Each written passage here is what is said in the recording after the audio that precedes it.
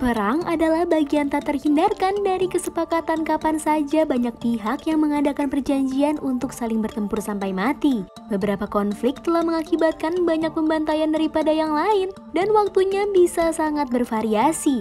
Tetapi satu hasil potensial perang adalah jumlah korban yang besar. Beberapa dari angka-angka ini bisa sangat tinggi. Hampir mustahil untuk dipahami, beberapa pertempuran kecil mungkin pernah kamu dengar. Sementara yang lain mungkin tidak diajarkan selama pelajaran sejarah. Satu hal yang pasti adalah angka kematian yang benar-benar mengejutkan.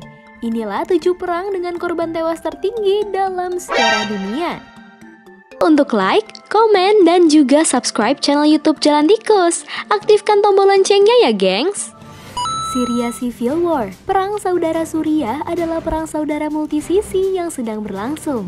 Terjadi di Suriah antara Republik Arab Suriah yang dipimpin oleh Presiden Suriah Bashar al-Assad bersama dengan sekutu dalam dan luar negeri dan berbagai kekuatan dalam dan luar negeri yang menentang pemerintah Suriah dan satu sama lain dalam berbagai kombinasi.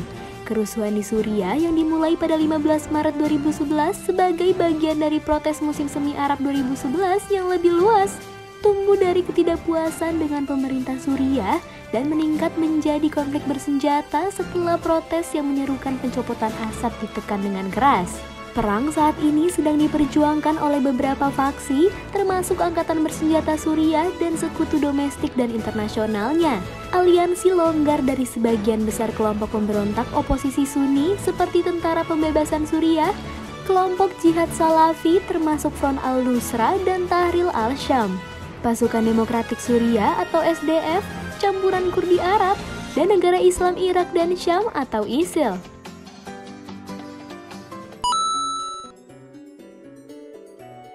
Southeastern Nigeria. Pemberontakan di Nigeria Tenggara awalnya dikenal sebagai krisis Orlu adalah konflik militer yang pecah di kota Orlu, Nigeria pada 22 Januari 2021 ketika tentara Nigeria bergerak untuk menghancurkan sayap paramiliter masyarakat adat Biafra atau IPOB, Jaringan Keamanan Timur ESN. Konflik meningkat setelah ESN berhasil menolak dorongan awal oleh Angkatan Darat Nigeria, tetapi IPOB mengakhiri krisis awal dengan menarik ESN secara sepihak dari Orlu. Setelah beberapa minggu tenang, Nigeria melancarkan serangan militer di daerah itu untuk menghancurkan ESN. Pada tanggal 19 Februari 2021, IPOB menyatakan bahwa pada hari sebelumnya, keadaan perang telah terjadi antara Nigeria dan Biafra. 3 minggu kemudian, kelompok separatis lain mendeklarasikan pembentukan pemerintahan sementara Biafra yang kemudian disahkan oleh IPOB.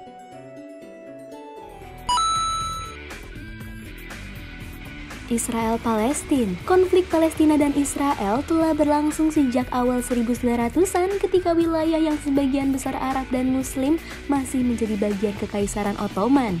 Tetapi usai Perang Dunia I, Inggris mendapatkan mandat dari Liga Bangsa-Bangsa untuk membantu mendirikan negara bagi orang-orang Yahudi di wilayah tersebut. Ratusan ribu orang Yahudi pindah ke daerah itu sebagai gerakan Zionisme. Zionisme bagi orang Yahudi adalah untuk melarikan diri dari penganiayaan dan mendirikan negara sendiri di tanah yang dianggap sebagai tanah leluhur mereka.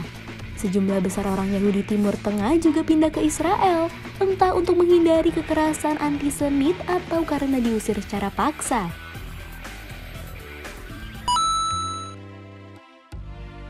Rusia-Ukraina. Diawali dari protes Euromaidan dan pemecatan Presiden Ukraina Viktor Yanukovych pada 22 Februari dan di tengah kerusuhan luas di Ukraina Selatan dan Timur, tentara Rusia tanpa rencana mengambil kendali posisi strategis dan infrastruktur di wilayah Ukraina Crimea. Pada tanggal 1 Maret 2014, Dewan Federasi Rusia dengan suara bulat mengadopsi resolusi petisi Presiden Rusia Vladimir Putin untuk menggunakan kekuatan militer di wilayah Ukraina. Resolusi itu diadopsi beberapa hari kemudian setelah dimulainya operasi militer Rusia tentang kembalinya Crimea. Rusia kemudian mencamplok Crimea setelah referendum yang dikritik secara luas yang diselenggarakan oleh Rusia setelah penangkapan parlemen Crimea oleh pria hijau kecil Rusia dan di mana penduduk Republik Otonomi Crimea memilih untuk bergabung dengan Federasi Rusia.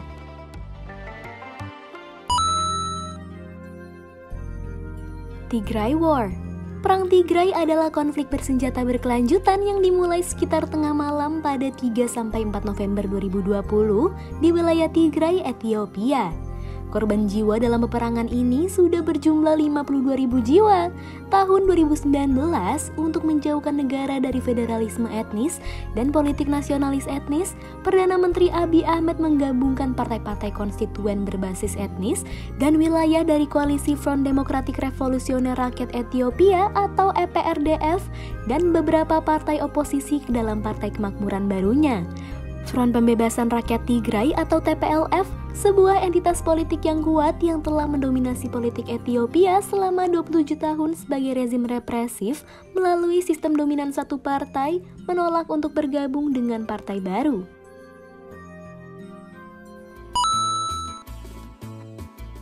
Mali War.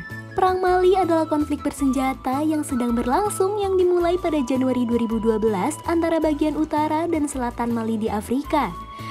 Pada 16 Januari 2012, beberapa kelompok pemberontak mulai melakukan kampanye melawan pemerintah Mali untuk kemerdekaan atau otonomi yang lebih besar untuk Mali Utara yang mereka sebut Azawad.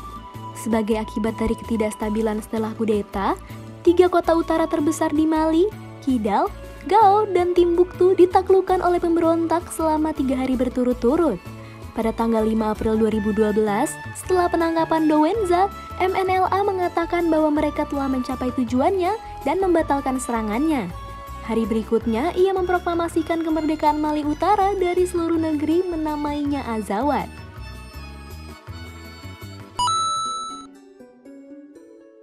Yemen Crisis. Krisis Yaman dimulai dengan revolusi 2011-12 melawan Presiden Ali Abdullah Saleh yang telah memimpin Yaman selama lebih dari 3 dekade atau 33 tahun. Korban kematian dari peperangan ini sudah mencapai 230.000 jiwa. Pemberontakan terus memberikan tekanan pada pemerintah yang lemah. Setelah istana kepresidenan dan kediaman pribadinya diserang oleh kelompok militan, Hadi mengundurkan diri bersama para menterinya pada Januari 2015. Semenjak itu, peperangan selalu terjadi hingga tahun ini. Memang perang adalah hal yang paling mengerikan, geng. Tidak pernah menjadi sebuah solusi dalam mencegah peperangan dengan menyerang. Itu sama aja membunuh si pembunuh. Ya udah, kalau gitu bismillah, semoga dunia ini damai dan sejahtera.